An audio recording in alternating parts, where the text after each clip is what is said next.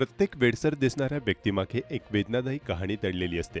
याचाच प्रत्यय अर्नाळा गावात येतो आहे. एकेकाळी सुस्थितीत आणि सुसंस्कृत कुटुंबातील असलेल्या एका महिलेचे आयुष्य कौटुंबिक अपघातानंतर पूर्णपणे बदलले.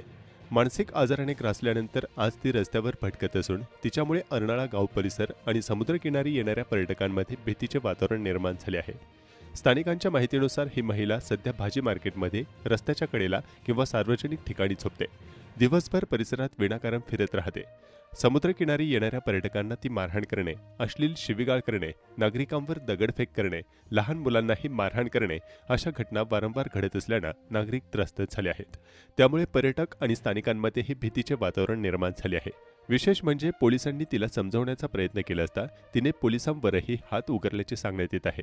यापूर्वी पोलिसांनी तिच्या नातेवाईकांना बोलावून उपचार करण्याच्या सूचना दिल्या होत्या.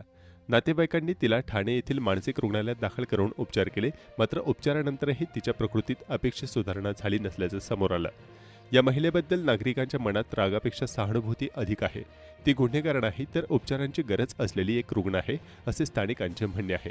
मात्र तिच्या अनियंत्रित वर्तनामुळे नागरिकांच्या सुरक्षिततेचाही प्रश्न निर्माण झाला आहे.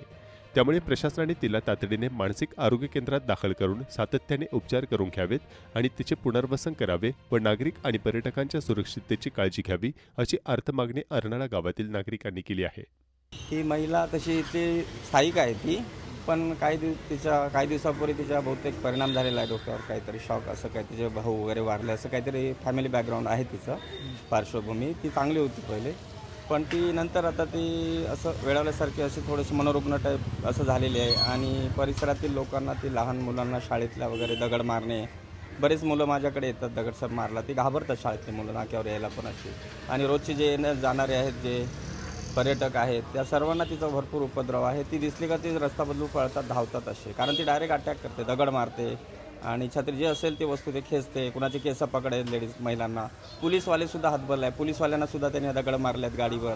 आणि पोलीसवाले एका महिला पोलीसला चक्कर आली, तिला मारले कानाखाली. तर अशी परिस्थिती आहे. त्यामुळं ते पण हातबल झालेले आहेत. ते बोले आम्ही काय करणार. आम्ही तरी प्रशासनाला आम्ही अशी विनंती करतो की त्यांनी काहीतरी कुठले सेवाभावी संस्था असो किंवा आश्रम असो महिला, किंवा मनोरुग्ण एखादं हॉस्पिटल असेल ठाण्याचं, तर कुठल्या हॉस्पिटलला जाऊन तिचा योग्य तो उपचार करावा आणि या परिसरातील या लोकांना दहशतमुक्त करावा, ही विनंती. ती महिला जी आहे ती मनोरुग्ण आहे आणि ती आमच्या या पूर्ण परिसरामध्ये खूप त्रास देते. म्हणजे लहान लहान मुलं असतात, त्यांना पण दगडफेक किंवा काय हे करते. तर आमचं एवढंच म्हणणं आहे, ती त्रास देते पण तिच्यासाठी चांगलं आरोग्याची तिची ट्रीटमेंट झाली पाहिजे, एवढंच आम्हाला प्रशासनाला सांगायचं आहे. कारण की तिचा त्रास वाढत चाललेला आहे. आता भरपूर त्रास देत आहे ती आता सगळ्यांना. असं नाही की जास्त तिचं लेडीजवर हे जास्त लक्ष आहे की स्त्रियांना पकडून फटके देते किंवा काय, कोणाला पण हे करते. आम्हाला तिचं काय असं नाही की तिला मारलं पाहिजे किंवा काय केलं पाहिजे, पण एवढंच प्रशासनाने तिच्यावर योग्य ती कारवाई केली पाहिजे आणि तिचा चांगल्या प्रकारे उपचार केला पाहिजे, एवढंच सांगायचं आहे फक्त. नहीं, वही हम मतलब डेली का तो जॉब पर आते ही है, वो सबको छोटे बच्चों लोगों को भी मारती है, तो उसको देख के हम लोग मतलब घबरा भी जाते हैं. और फिर हम हमारी सेफ्टी भी देखें कि वो कुछ भी पत्थर फेंक के मार सकती है, छुरी लेती है, कुछ भी ले सकती है, तो उसका सही तरीके से ट्रीटमेंट कर सकते हैं. और कुछ नहीं, उनके घर वाले भी कुछ ऑब्जेक्शन ले सकते हैं उसके लिए ट्रीटमेंट करा के. ऐसा नहीं है कि उसको मारो, कुछ करो, उसकी ट्रीटमेंट करो अच्छे से. सबको मतलब फ्री रहेंगे यहाँ पर, सेफ्टी रहेंगे, उसके लिए सब डर डर के चलते हैं. आणि इथे काही दिवस झाले प्रकरण आहे. एक लेडीज महिला आहे, तिला काहीतरी डोक्याचा परिणाम झालेला आहे आणि राहून ती प्रत्येकाला मारत बसते, लहान मुलांना वगैरे, वयस्कर माणसांना. जर तिला म्हणजे फिट आल्यासारखं होते आणि लोकांना मारत बसते. म्हणून आमचा विषय असा आहे की तिला कुठेतरी संस्थेत टाका का लोक सेफ राहतील, असं माझं बोलणं एवढंच आहे सर.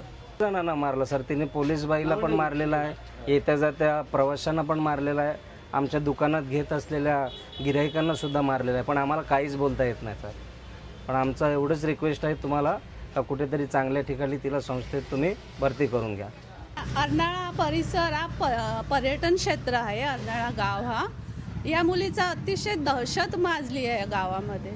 तर त्या अक्षरशः लेडीज नाही बघत की जेंट्स नाही बघत, कुणालाही ती धरून मारते, बाईकवाल्यांना पण खेचते आणि सगळ्यांनाच त्याचा त्रास आहे.